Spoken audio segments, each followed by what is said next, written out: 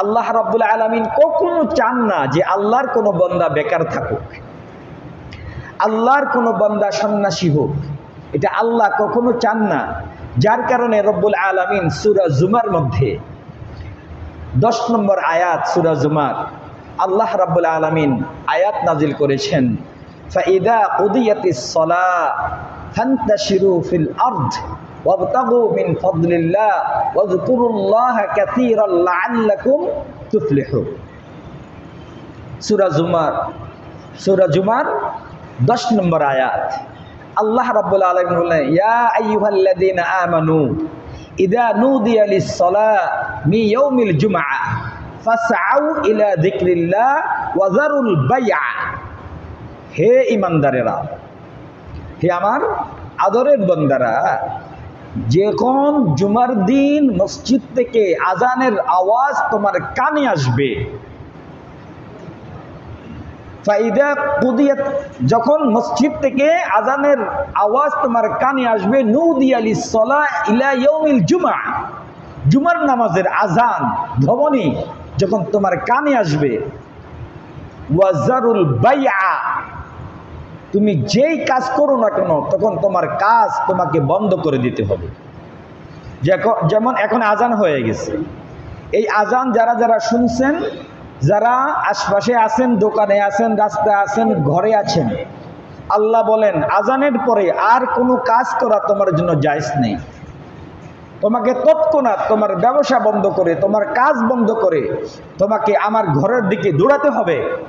দৌড়াও, আল্লাহ বলেন দৌড়াও, ফাসআউ ইলা যিকরিল্লাহ, দৌড়াও, মসজিদের দিকে দৌড়াও আমার জিকির করার জন্য, মানে কি সালাত আদায় করার জন্য, নামাজ কায়েম করার জন্য। এবার আল্লাহ বলেন, আমি আজকে জুমা নিয়ে কথা বলবো না, এই জন্য আমি এই আয়াতের ব্যাখ্যার দিকে যাচ্ছি না। সামনের কথাটা, ফাইদা কুদিয়াতিস সালাহ, যখন নামাজ শেষ হয়ে যাবে, যখন নামাজ, ধরেন জোহরের নামাজ শেষ হয়ে গেল, আসরের নামাজ শেষ হয়ে গেল, মাগরিব শেষ হলো, ফজর শেষ হলো, জোহর শেষ হলো, আল্লাহ বলেন নামাজ শেষ হবে তো আর মসজিদে বসে থেকো না। ফাইদা কুদিয়াতিস সালাহ, নামাজ শেষ হওয়ার সাথে সাথে ফান্তাশিরু ফিল আরদ, আমার প্রশস্ত জমিনের মধ্যে ছড়িয়ে পড়ো, ওয়াবতাগু মিন ফাদলিল্লাহ, যে আমি যে রিজিক রেখেছি তোমার জন্য, তোমার রিজিক তুমি নিজে নিজে অন্বেষণ করো, রিজিক খুঁজো, মানে কি তুমি কাজে লেগিয়ে যাও, দোকানদারিতে লেগিয়ে যাও, তোমার ব্যবসার কাজের মধ্যে তুমি লেগিয়ে যাও, তোমার চাকরির কাজে তুমি লেগিয়ে যাও, তোমার চাষাবাদের কাজে তুমি লেগিয়ে যাও। ওয়াবতাগু মিন ফাদলিল্লাহ ওয়াযকুরুল্লাহ কাসীরান লাআল্লাকুম তুফলিহুন। প্রিয় ভাইয়েরা, এই আয়াতের দ্বারা, এটা পুরান আয়াত, আপনারা অনেকে জানেন এই আয়াত। এই আয়াতে আল্লাহ পাক রব্বুল আলামিন আমাদেরকে কি বলেছেন? বেকার থাকা যাবে না, তোমাকে পরিশ্রম করতে হবে, তোমাকে শ্রমিক হতে হবে। পৃথিবীর প্রত্যেকটা মানুষ শ্রমিক। আল্লাহ রাব্বুল আলামিন বলেন, আমি তোমাদেরকে দুনিয়াতে প্রতিনিধি হিসাবে প্রেরণ করেছি। ইন্নী জাইলুন ফিল আরদি খলিফা, আমি আল্লাহ তোমাদেরকে দুনিয়ার প্রতিনিধি তো করার জন্য তোমাদেরকে দুনিয়াতে প্রেরণ করেছি। আমরা প্রত্যেকে জিম্মাদার। রাসূল বলেন, কুল্লুকুম মাসউলুন আর রাইয়াতি, তোমরা প্রত্যেকে জিম্মাদার, প্রত্যেকে শ্রমিক। আমরা প্রত্যেকেই শ্রমিক।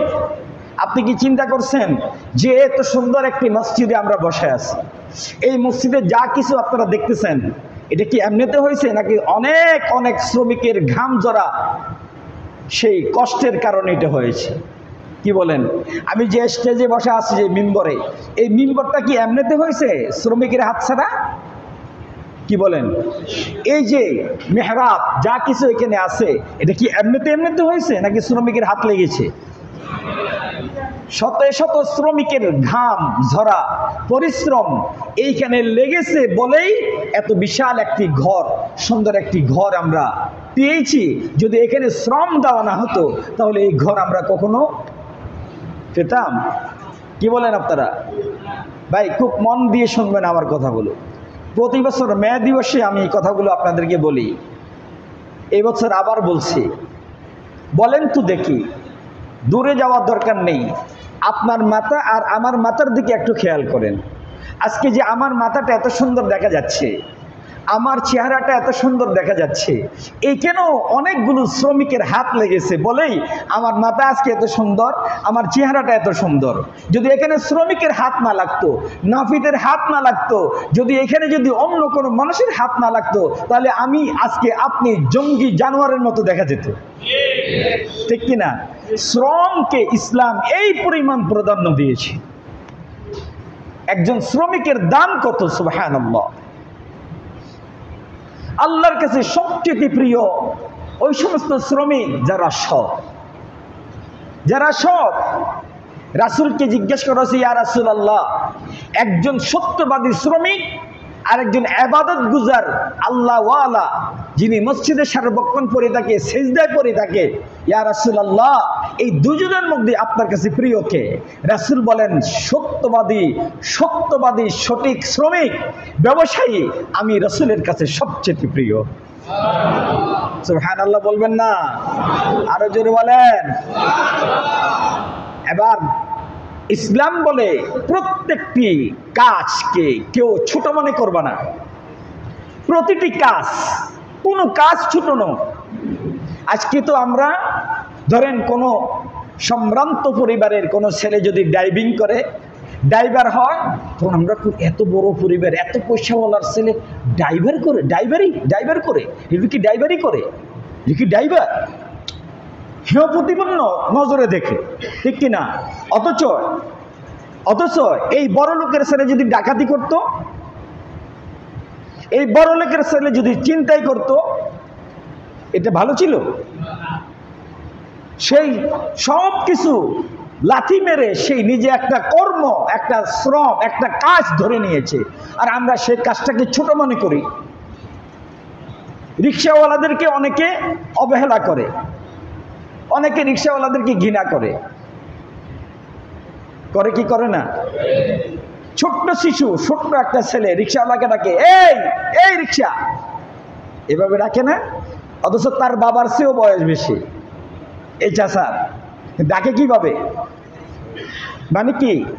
মানে আল্লাহর রসুলের কাছে এই লোকগুলো যারা প্রত্যেকটি শ্রমকে, প্রত্যেকটি পেশাকে যারা মূল্যায়ন করে না, আল্লাহর নবীর কাছে এই লোকগুলো মানুষ না, মানুষ রূপে জানোয়ার। ঠিকই।